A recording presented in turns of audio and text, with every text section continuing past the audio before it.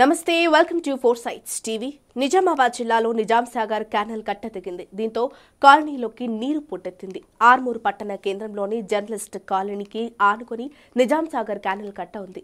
తెల్లవారుజామున ఈ ఘటన చోటు చేసుకోవడంతో కాలనీ వాసులు ఉలిక్కిపడ్డారు.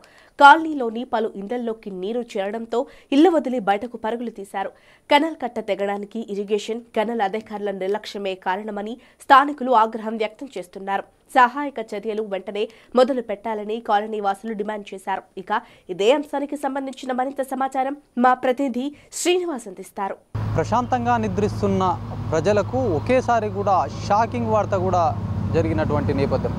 అసలు ఏం జరిగిందని ఒకసారి మనం తెలుసుకుంటే కనుక నిజామాబాద్ జిల్లా ఆర్మూర్ పట్టణ కేంద్రంలో అయితే కెనాల్ కట్ట ఉంటుంది. ఈ కెనాల్ కట్ట అర్ధరాత్రి 3:30 గంటలకు తెగిపోవడంతో కూడా కాలనీ వాసులు భయాందోళనకు గురైనటువంటి పరిస్థితి ఉంది. అయితే ఇది గుప్తా ఎత్తిపోతల పథకం నుంచి కూడా ఆ నీరు వస్తూ ఉంటాయి. ఈ నిజాం సాగర్ డిస్ట్రిబ్యూషన్ కాలువ ఇది.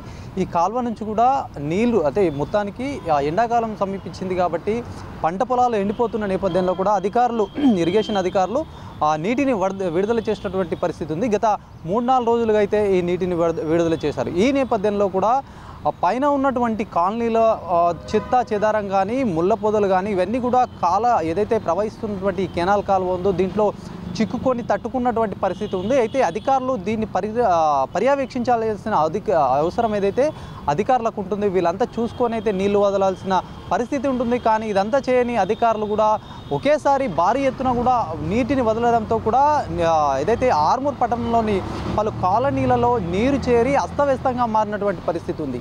కాలనీ వాసులు భయాందోళనలో పరుగున కూడా బయటకు వచ్చిన నేపథ్యం ఉంది.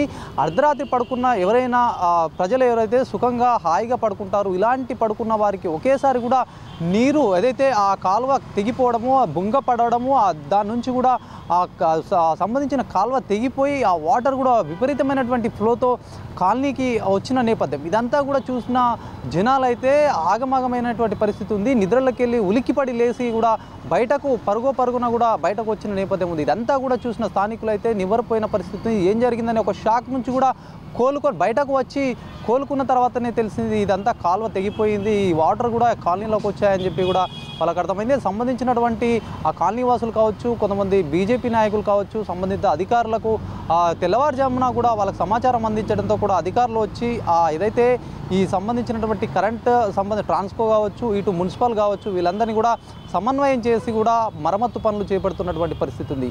కాలనీ వాసులు భయాందోళనకు గురైనటువంటి ఏదైతే ఈ ప్రజలు ఉన్నారో వీళ్ళందరూ కూడా అర్ధరాత్రి ఒకేసారి హఠాత్తుగా రావడంతో కూడా చాలా కూడా ఇంట్లో ఉన్నటువంటి చిరుధాన్యాలు కావచ్చు, తినే వస్తువులు కావచ్చు, డబ్బులు లాంటి ఆర్థికంగా బియ్యము, పప్పులు ఇలాంటివన్నీ కూడా తడిసిపోయి ముద్దయినటువంటి పరిస్థితి ఉంది. అయితే ఒకవైపు ఏదైతే కెనాల్ కట్ట కాలనీ వాసులు కావచ్చు, దాని పక్కన ఉన్నటువంటి జర్నలిస్ట్ కాలనీ, ఈ కాలనీకి సంబంధించినటువంటి దాదాపు 200 కుటుంబాలు కూడా అక్కడ జీవనం కొనసాగిస్తుంటాయి. ఈ నిజాం సాగర్ డిస్ట్రిబ్యూషన్ కాలువ ఏదైతే తెగిపోయిన దాంతో దాదాపు 200 కుటుంబాలకు కూడా నీళ్లు కూడా వ్యాపించినటువంటి పరిస్థితి ఉంది. అయితే దీంట్లో కూడా దాదాపుగా కూడా 10 కుటుంబాలు అయితే తీవ్ర నష్టపోయినట్టుగా కూడా ప్రజలు చెప్తున్నటువంటి పరిస్థితి ఉంది. అయితే వాళ్ళకు తినడానికి ఏదైతే నిత్యావసర వస్తువులు ఉన్నాయో ఇవన్నీ కూడా పూర్తిగా కూడా పచ్చిగా అయిపోయి కూడా ముద్దయినటువంటి పరిస్థితి ఉంది. ఇది సంబంధించినటువంటి నగదు కూడా వాళ్ళకు తడిసిపోయి ఎక్కడికక్కడ కూడా వాటర్లో కొట్టుకుపోయినాయని కూడా బాధితులైతే ఆవేదన వ్యక్తం చేస్తున్నారు. ఇప్పటికైనా అధికారులు కూడా స్పందించాలి. ఖచ్చితంగా ఏదైతే తీవ్రంగా నష్టపోయిన కుటుంబాలకైతే ఆర్థిక సహాయం చేయాలని ఒకవైపు బీజేపీ నాయకులు సైతం డిమాండ్ చేస్తున్న పరిస్థితి ఉంది. అంతా కూడా తొందరగా కూడా క్లీన్ చేసి మొత్తానికి కూడా నష్టపోయినటువంటి ఈ బాధిత కుటుంబాలు కూడా న్యాయం చేయాలని ఒకవైపు డిమాండ్ చేస్తున్నటువంటి పరిస్థితి ఉంది.